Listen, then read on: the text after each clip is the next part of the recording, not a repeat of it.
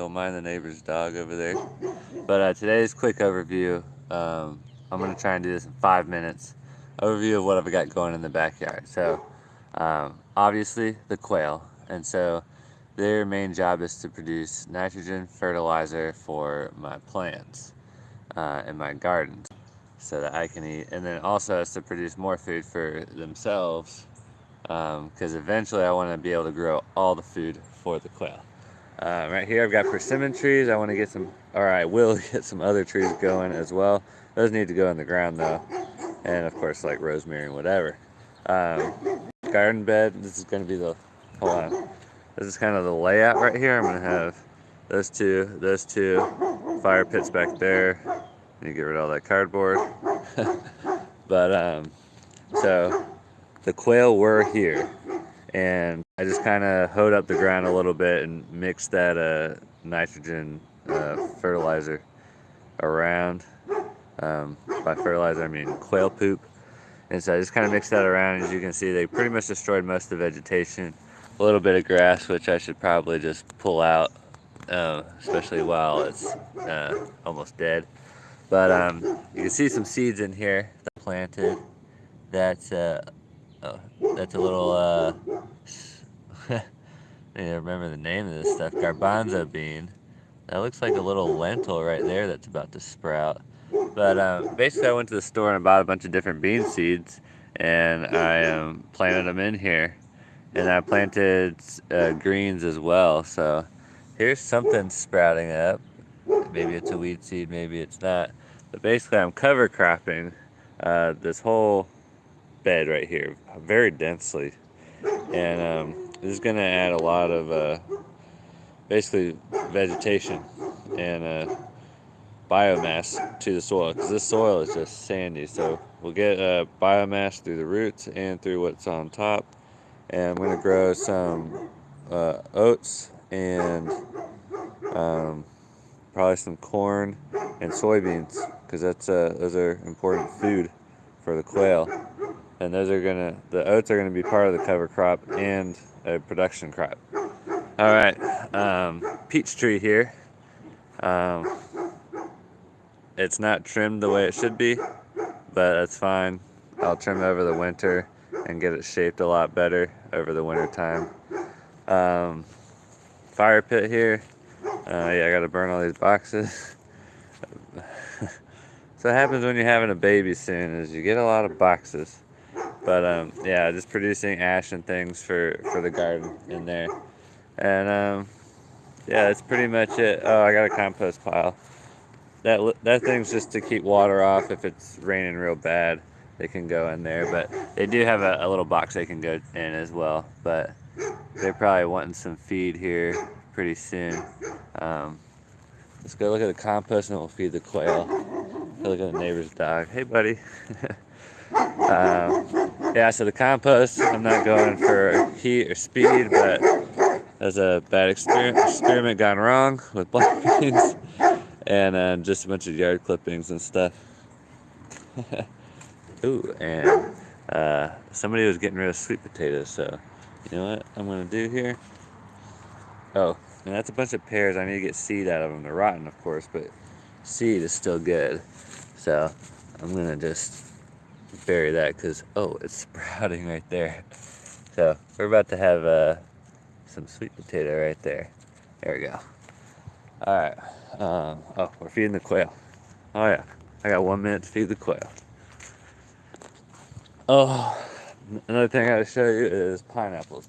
Pineapples are basically just going along every border. You see, I did this whole top right there. There's a little guy coming through, and then another one there, and there's another one somewhere in here. Oh, here we go. So this one, I cut a pineapple into quarters and got that one out. All right, 30 seconds for chicken feed. All right, I'm not going organic. Oops. I'm not going organic because I don't really care that much. And of course, nobody's gonna be watching at 7 on a Saturday morning or 7:30 or whatever, which is fine. I don't blame you. All right, let's see. Let's focus here, people. All right. So what I do is I just drop it through the grate. Those little guys. And this is a lid on here. Yeah, there you go. And it's secured. I'm already past 5 minutes, whatever. Secured right there. So like I have little twisty locks, so I can pull the lid off if I want to. Yeah, there they are. These are Coturnix quail. They're a Japanese. Oh, why'd you do that? Yeah, so they're also called Japanese quail, but really they have a huge range all over Asia and Europe, and even into Africa. Man, they're getting big fast. This is amazing. Especially that gray and white one there. So, they're doing really good. They're very easy to keep. Oh, look at that guy coming out of his box. Gonna be a little too big for that entrance pretty soon. But as you can see, they're most of them are pretty chill. And so the way I'm gonna manage these is obviously I want chill quail.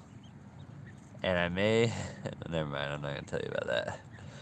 But anyway, I'm gonna be selecting for chill quail and obviously productivity. So this brown one right here, if it's a male, I'll probably keep it. It'll be maybe one of the few males that I keep.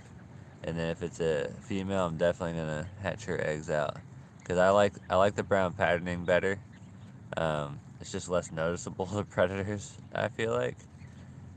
But oh man, my wife is gonna have a fit when she comes out here because I think that's her little one that she likes so much, and it's huge now. So look at me.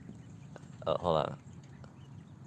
That one's picking up the grasses and stuff. That's so cool. That's what I love about keeping them on the ground is they have access to stuff that they're not getting in their feed. You know, there's no plant fibers, really. You know, there's no greens in their feed, so it's just a little extra something supplemental. Little hoppy guy. So yeah, this dude's really chill. He's willing to eat right in front of me. Also, this one, when it was a baby, it was getting pecked really bad. Look at its ear. And maybe it's deaf or something. Maybe the eardrum got picked out. I don't know. But I just got him into a bigger cage, and I think it's healed up now. So that's pretty sweet. I'm glad that happened. But it may be a deaf quail because the those ears look. The other quail, it's not just a gaping hole. It looks like there's some kind of eardrum or something over the top of them. But that one is yeah, definitely a big hole in the ear.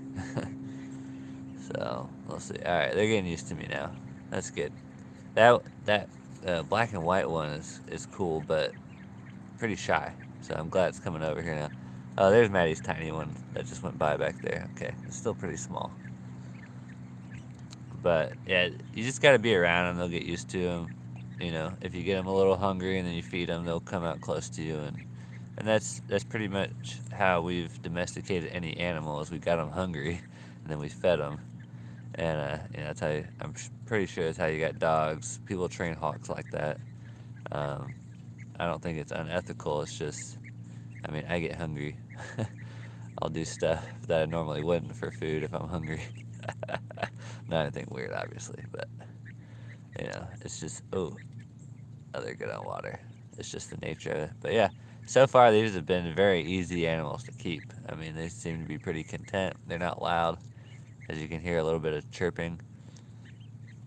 But other than that, I think they're great, and there's generally no city ordinances against them. So some cities you can't keep chickens, but I don't think there's any regulations against quail. So that's pretty sweet, and that's why I'm keeping them. Is not just for me. I could keep chickens here, and I probably will, but that's funny. They go eat, and then they go straight over to the water. Smart. I do the same thing. Filming through the hardware cloth is not easy though. I need to put it like right up against it. There we go. Oh, there's some grass. So, yeah, maybe this one's so chill because it can't even hear anything. I don't know. But anyway, that's what I've got going on. Saying about the ordinances that yeah, anybody else could replicate what I'm doing here. So that's one of the big reasons that I'm doing this, is because I want to do something that anyone else can replicate now and do food production. Another reason, man, that one's actually a really pretty white quail. I think I like the brown ones better though. Yeah, it's too white. I don't know. I like more natural looking stuff, like these brown quail with the textured feathers and stuff. I like this black and white one too. That's interesting. I don't know anything about the different types of. Uh, they're all the same species and breed, but I guess I would say color forms.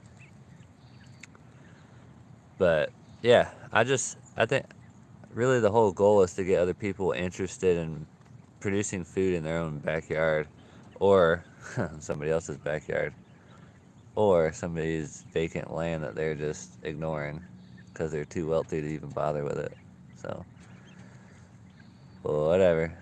Yeah, get fat little dudes.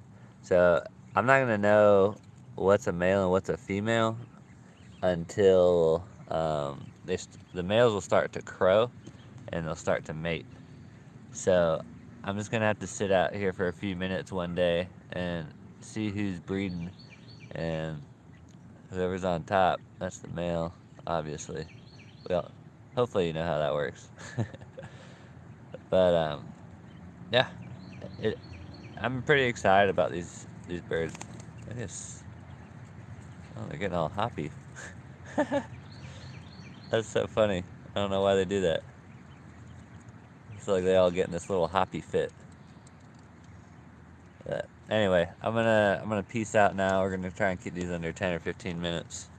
So see you later, guys. I don't even know how to end these lives.